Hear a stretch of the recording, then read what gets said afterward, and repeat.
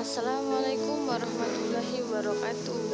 Baiklah, di sini saya akan menjelaskan tentang sejarah, tujuan, fungsi, dan perkembangan dari Majelis Ekonomi dan Bisnis. Nama kelompok yang pertama ada Yoga Isna Romadani dengan NIM B100 2051. Yang kedua ada Rizky Tugilang dengan NIM B100 2055. Yang ketiga ada Raditya Uzora dengan NIM B100 2056. Yang keempat ada Mu'afarik Rafif dengan NIM B100 2059. Yang kelima ada Eva Nur Rahmawati dengan NIM B100 2064. Yang keenam ada Effendi Sudarsono dengan NIM B100 170204. Yang pertama ada sejarah. Sejak Muktamar ke-45 di Malang, Persyarikatan Muhammadiyah diamanatkan sebuah program jangka panjang untuk kurun waktu 25 tahun ke depan yang dikenal dengan istilah Visi Muhammadiyah 2025, yang pelaksanaannya dimulai sejak tahun 2005. 5 tahun pertama yaitu 2005 sampai 2010 merupakan fase pertama dari pelaksanaan Visi Muhammadiyah 2025. Sementara Muktamar ke-46 di Yogyakarta tahun 2012 dengan segala keputusan dan programnya adalah sebagai connection point dimulainya fase kedua pelaksanaan Visi Muhammadiyah 2025. Artinya, Manat Muktamar ke-46 di Yogyakarta adalah kelanjutan pelaksanaan program Muhammadiyah untuk 5 tahun yaitu 2010 hingga 2015. Sebagai amanat Muktamar, semua program yang diputuskan sejatinya adalah ditunjukkan dan dilakukan oleh Persyarikatan mulai dari struktur organisasi paling tinggi, yaitu pimpinan pusat, sampai pada struktur organisasi yang paling rendah, yaitu pimpinan cabang dan pimpinan ranting.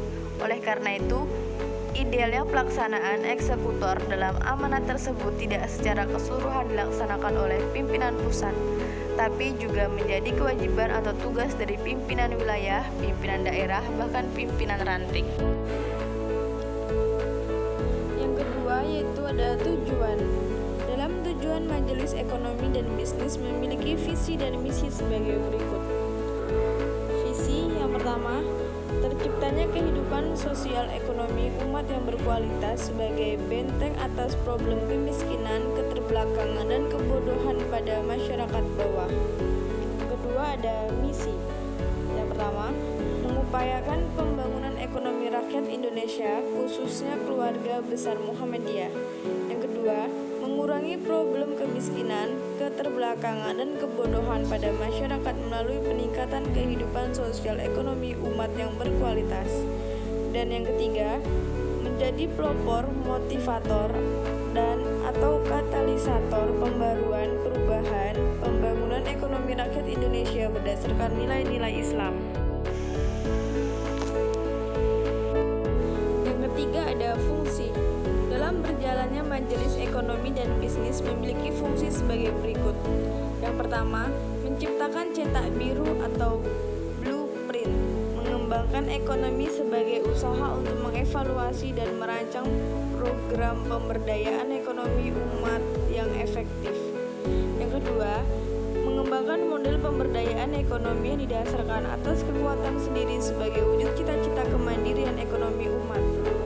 Yang ketiga, menegaskan keberpihakan Muhammadiyah terhadap usaha-usaha ekonomi dalam membangun kekuatan masyarakat kecil atau akar rumput yang duafa dan mustadafin melalui kegiatan-kegiatan ekonomi alternatif. Dan yang keempat, mengupayakan terlaksananya ekonomi syariah yang lebih kuat, terorganisasi, dan tersistem. Dan yang terakhir ada perkembangan.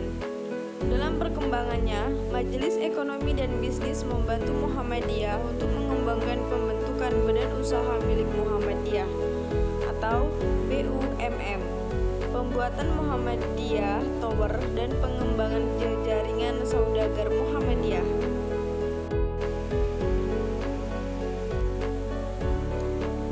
Hanya itu saja yang dapat saya sampaikan, kurang dan lebihnya saya mohon maaf. Saya akhiri. Wassalamualaikum warahmatullahi wabarakatuh. Terima kasih.